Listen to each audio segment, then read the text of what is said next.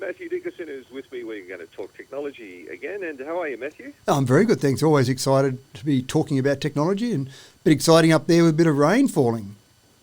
Yes, a bit of rain falling, and it's really great because we haven't had any for about a month. But so far this year, we've had some pretty good falls, so let's hope it continues. Now, of course, with COVID-19, a lot of people have been increasing their use of Zoom meetings. And do you need a legitimate reason to finish a Zoom meeting early? Well, some people are a bit zoomed out, Chris, and it's a bit hard to say, oh, look, I'm just sick of this meeting. Can I just leave, please? So an app developer has come up with a great little idea to sabotage your own meetings with some audio problems. You effectively feed the Zoom meeting audio through this particular site, and then you can just decide what little distraction you want to make you have to leave the meeting. For example, you could introduce some crying babies, or maybe even be in the middle of a construction zone. Or the best one that I found out of all the ones I looked at was the call starting to drop in and out. So people can't quite hear you and you're complaining about your internet connection and you just give up and say, I better leave now. So there's a whole range of fake audio effects that you can throw into your Zoom call to give you a legitimate reason to get out of it. Now, who would have thought, Chris, a year ago that we would have been coming up with fake audio noises to put into a video conference call to get out of that video call? The world has changed. Sure has. Are you sharing a Netflix account? That may be about to be stopped by Netflix. This is interesting. We have talked before, Chris, about the fact that Aussies are freeloaders. Lots of us are using someone else's Netflix account or using the extra simultaneous screens on a Netflix account and other streaming services as well. But Netflix is basically at the point now where they're saying, well, we're going to start cracking down on that. Technically, the terms of service say that if you're using a Netflix account, you should only be sharing that Netflix account with people in your same household, in other words, under the same roof. So being in your same household with your daughter who might be hundreds of kilometres away doesn't count in terms of the terms of service. In the past, Netflix has gone, we'll just turn a blind eye. We're trying to grow this whole business. We won't worry about it for the moment. But they've started to put up warnings, and people might have noticed these warnings come up already to say, are you using this same account as everyone else in the household? And those warnings will continue for a period of time. We don't know exactly how long, but it will get to the point where then Netflix will say, sorry, it's obvious you're not in the same household as the other people on this account. We're going to block your usage until you register your own account. Now, it's pretty easy for them to do that because it can track an IP address, and the IP address for the one household is all going to be the same. Then you go to another household, especially if it's simultaneous, it'll be a different IP address. So from a technical viewpoint, pretty easy for Netflix to enforce this. It's just been a matter of whether they've wanted to do it or not. So be warned, it won't be long. You may have to have each individual with their own individual account. And again, you can still have multiple screens in the one household because the dearest account, the $19.99 account with Netflix, gives you 4 simultaneous screens. But again, in the same household. All right, now, scams, are they on the way up or on the way down? Oh, look, I keep putting out scam warns. Lots of people put out scam warns, but still the scams are on the way up. And it's pretty scary about some of the scams that are being implemented at the moment. There's a monthly report put out by the ACCC, and they've revealed that in February we lost 8.4 million, just in February alone, Chris, with with investment scams. Dating and romance scams, 4.1 million, but the really scary one was ID theft. $1.5 million was lost to ID theft in February. So a total of $20.8 million was lost by Australians to scammers during the month of February. Now, the really scary part about that is that many people are too embarrassed about reporting a scam, or they figure it's not enough money that something's going to be done. They might lose $20, $50 in a scam, and they don't worry about reporting it. The $20.8 million is only the amount that's been reported to the authorities by people that have been hit by scams. So I would imagine the figure is much higher than that. But the ID theft is a really scary one. When you start stealing someone's ID, you get their driver's license, you go and purport to be them, you might steal their mobile phone. Getting your ID back is really difficult. And again, if someone steals your bank account details, you can get a new bank account, or your credit card details, get a new credit card. But when they steal your name and date of birth and pretend to be you, that's a really hard thing to get back. And so that's something that I suppose to be aware of, just be conscious of that.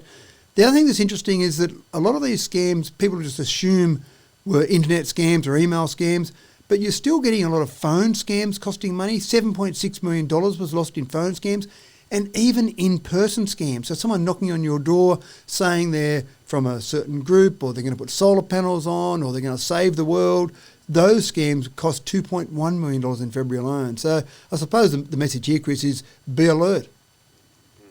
We're talking technology with Matthew Dickerson, and solar farms. Are they only being built by the big corporates?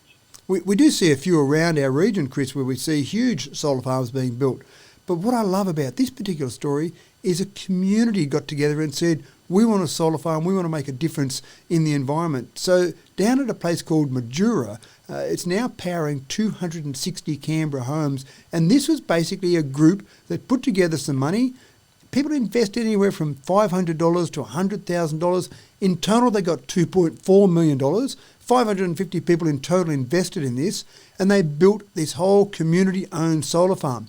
Now, they're getting a return on their investment. The particular people who put together this investment said that they'll get about a 5% return on their investment. And in today's environment, 5% isn't too bad a return on the investment, plus the idea that they're now stopping 1,700 tonnes of carbon dioxide from being released into the air each year. So they feel like they're doing something good for the environment. They feel like they're getting a bit of a return on their investment. And I think this is something that we'll see more and more. But so far, this has been the biggest community-based solar farm. But keep an eye out, Chris. I think we'll see more of this happening. And a small sensor has been invented that can alert us when we've been sitting at our desks for too long, Matthew. Well, given the whole COVID situation, a lot of people are sitting at their desk a lot longer. They're staying in their homes. They're doing all their work from home. And so there's been a little sensor invented that basically contains origami-like folded wires. And you stick it on the back of your neck and the folded wires sit out there. And essentially, it just monitors what you're doing and making sure you're getting up and moving. And part of this is based on the fact that 100 million people in Europe have had musculoskeletal disorders through neck and shoulder pain throughout 2020. And so the inventors of this said that surely there's got to be some way of just getting people to get up and about. And so the sensor sticks on the back of your neck. It gives you a warning on your computer if it hasn't detected some reasonable movement for a period of time. And it's just a reminder to get up and move around a little bit. Some of the wearables, some of the watches that are available now do something similar where they warn you when you've been still for too long. They just give you a warning to get up. But having it hit you on your computer screen right in front of you while you're working on your computer screen, I think is a good idea. It's all well and good to say, I'm sure people would remember to get up and move around, but when you're really engrossed in that middle of that Excel spreadsheet and you're working away, sometimes you can just forget about getting up and moving around. So this is just a handy reminder to do that. They're not available yet. It's only just been invented. They're looking at how they can commercialise this. But keep an eye out for things like this in the future where there'll be reminders of us to get up and just stay a little bit more active. Well, we've spoken on this show how electrical vehicles aren't all that popular here in Australia. But let's talk about the ute market. Is that ever going to take off, do you think? Yeah, I think it is, and I think there's some real action happening in the US. Of course, we've got our silly government who told us that electric vehicles are going to destroy our weekends and tradies aren't going to have utes. And in Australia, the Toyota Hilux obviously rules the roost, and Ford Range is up there as well. So they've been very popular, but I can see a few other utes coming along that are going to make a difference. Everyone's seen the Cybertruck, of course, the Tesla Cybertruck. That's a little way away yet. But there's a new ute put out called a Canoe. And it looks a bit like the old Combi, Volkswagen Combi at the front of it. It's a little bit safer than one of those, but it's really a modern take, a modern EV take. So you've got this glass-filled cabin that looks like a modern luxury car, a dual cab ute. But then at the back, you've got a normal tray, but instead of the tray at the back folding down, it folds out to the sides with another tray extender, so you can extend the tray itself. You've got sides that pop out that allow you to step up onto that back of that tray to be loading up various goods. You've got a roof rack that gives you steps up the sides. But of course, being electric, it's got some really cool things. For example, 4 power points around the outside of it, so you can plug in things like your tools or some lights or a microwave or a hairdryer if you feel like blowing your hairdryer while you're out in the bush somewhere. And the idea is, again, take advantage of all that extra space and that extra power you've got with the electric vehicle. The front section, which is obviously a safety section, a collapsible zone, also pops out, so you've got storage down the front. And really it's just trying to say you don't have to have a rough old ute and have a rough old cabin, if you like, to be in a ute. You can have a modern, almost luxury vehicle in a ute, but still have that convenience of the tray at the back.